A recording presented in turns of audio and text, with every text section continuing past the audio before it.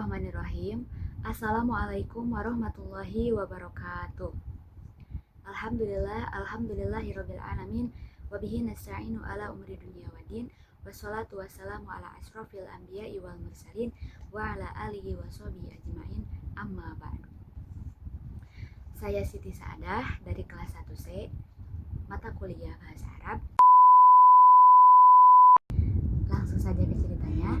Di sini saya akan menceritakan tentang Sangkuriang, legenda cerita dari Sunda yaitu Jawa Barat. Sangkuriang ini menceritakan tentang asal-usul Tangkuban Perahu. Dahulu kala ada seorang putri cantik bernama Dayang Sumbi. Dayang Sumbi ini sangat disayang oleh ayahnya, yaitu dewa di istana. Ia sangat gemar menjahit. Suatu hari, ia sedang menjahit gaun yang cantik. Ketika itu, benang yang dia pakai terjatuh dan tergelincir ke bawah. Dan dia bersumpah, ketika ada seseorang yang mengambil, yaitu kalau dia laki-laki, aku bersumpah akan menikahinya. Dan ketika perempuan, aku bersumpah akan menjadikan dia saudari putriku. Ketika itu dia terkejut, yaitu yang membawa benang tersebut yaitu Tumang, si anjing istana. Anjing istana ini yang membawa benang yang terjatuh di bawah itu. Dan mau tidak mau dia harus menikahinya. Dan saat si Tumang ini membawa benang ke hadapannya, dia berubah menjadi manusia. Dan Dayang Sumbi terkaget. Ternyata si anjing ini adalah jelmaan atau seseorang yang dikutuk oleh dewa menjadi anjing. Anjing ini adalah si Tumang. Setelah itu dia menepati janjinya dan mereka berdua, Dayang Sumbi dan Tumang, menikah. Di jangka waktu pendek mereka pun Dayang Sumbi mengandung seorang anak dari si Tumang ini. Ketika itu lahirlah seorang anak dan mereka menamainya Sangkuriang. Seketika itu Sangkuriang sangat gemar seperti kakeknya, hobinya adalah memburu. Dan ketika itu Sangkuriang dan Tumang memburu ke hutan. Dan di situ Sangkuriang masih dirahasiakan bahwa si Tumang ini adalah ayahnya sendiri. Setelah itu mereka pergi dan pamit kepada Dayang Sumbi. Mereka pergi ke hutan dan memburu sesuatu untuk bisa dimakan ketika mereka sudah pulang ke istana. Setelah itu ketika si Sangkuriang memburu ke hutan, di hutan tidak ada yang dia dapatkan. Dari situ dia marah-marah dan sangat murka karena dia tidak mendapatkan apa yang dia mau.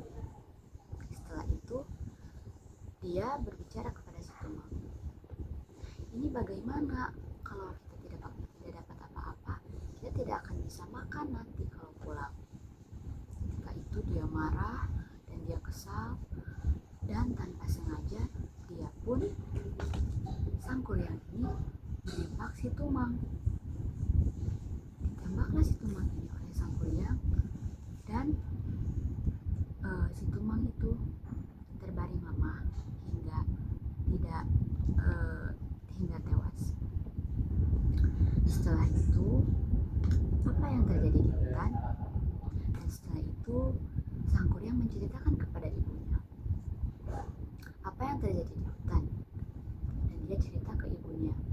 Setelah ibunya mendengar cerita tersebut, ibunya marah dan sang ibu Dayang Sumbi ini memukul sang anak hingga keluar darah dari kepalanya. Setelah itu melarikan diri Sangkuriang dari istana dan jauh pergi meninggalkan istana.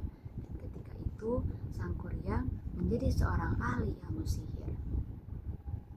Hubungan dekat dan erat dengan surga. Tetapi di sisi lain, ketika Dayang Sumbi melarikan diri dari istana dan tinggal di gua, Dayang Sumbi bersemedi di gua dan dewa memberikan seperti wahyu, yaitu kecantikan yang tiada tara dan tidak akan berubah sampai tua nanti. Dia akan selalu cantik sampai nanti. Setelah Sang Kuryang dan Dayang Sumbi berpisah, Sang Kuryang tumbuh menjadi dewasa. Setelah itu, Sang Kuryang bertemu dengan seorang wanita yang cantik. Sang Kuryang ini bertemu dengan seorang wanita yang cantik. Ternyata mereka berdua saling dipertemukan dan berkenalan dan hingga saling mencintai. Setelah itu, Sang Kuryang sampai mengajak menikah kepada wanita tersebut. Setelah berkenalan, mereka pun beranjak ke salah satu pohon dan dia tertidur di pahanya Dayang Sumbi. Ketika itu, Dayang Sumbi melihat di atas kepalanya ada sebuah luka dan dia terkejut. Saat itu dia berkata, "Apakah kamu anakku, wahai Sang Kuryang? Aku tidak mungkin menikah dengan anak sendiri." Begitu Sang Kuryang kaget, langsung bangun. Sang Kuryang tidak percaya dengan perkataan Dayang Sumbi dan dia memaksanya untuk menikah dengan dirinya. Sang Kuryang kekeh ingin menikah dengan sang putri cantik ini. Dan setelah itu, Dayang Sumbi memberikan satu tantangan kepada Sang Kuryang untuk membuat danau dalam satu malam. Lalu Sang Kuryang bersikeras untuk membuat danau dan menjalankan salah satu permintaan dari Dayang Sumbi tersebut agar dia bisa menikah. Dan setelah itu, pada malam hari, Sang Kuryang membuat danau dan meminta bantuan para jin dan teman-teman yang lainnya untuk membantu membuat salah satu perahu di danau. Dan setelah itu,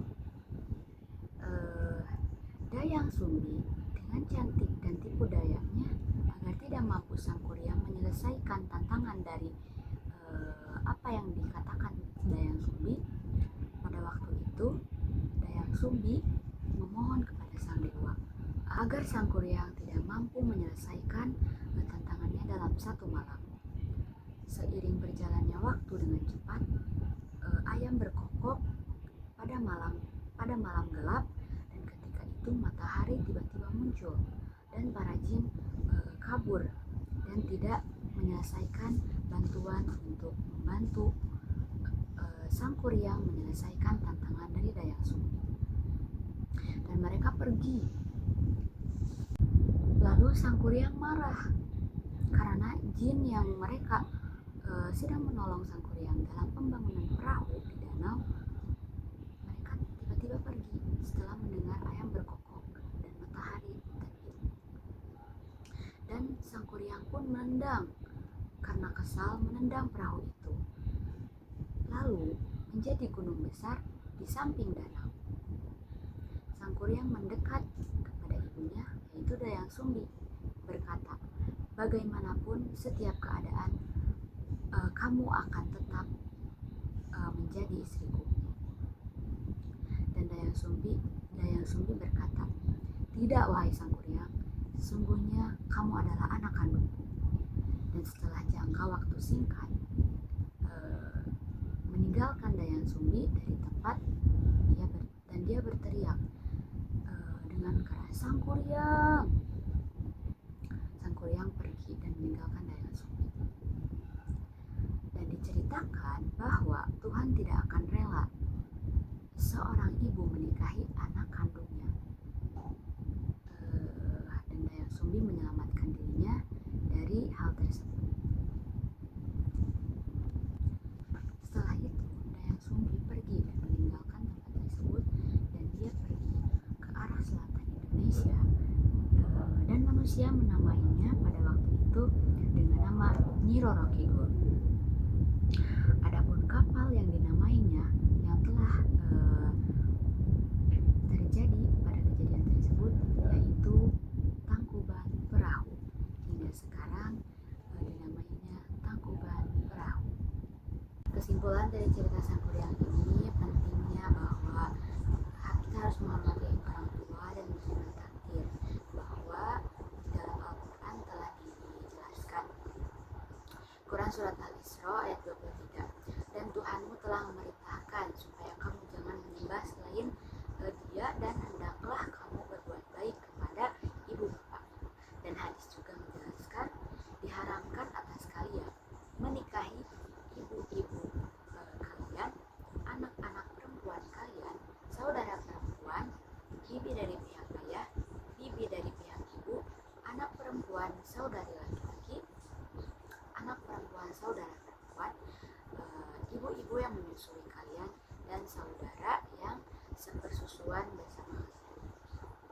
Dan ketika kita berjanji atau bersumpah, jangan sekali-kali asal mengucapkan, karena sesuatu perkataan adalah hal yang harus kita tepati, karena janji adalah utang dan utang harus dibayar.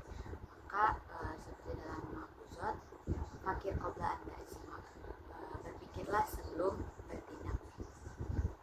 Mungkin sekian yang bisa saya sampaikan dari cerita ini. Mohon maaf bila banyak kesalahan, dan terima kasih atas perhatiannya. Semoga bermanfaat dan bisa mengambil salah satu pelajaran dari ini. Wassalamualaikum warahmatullahi wabarakatuh.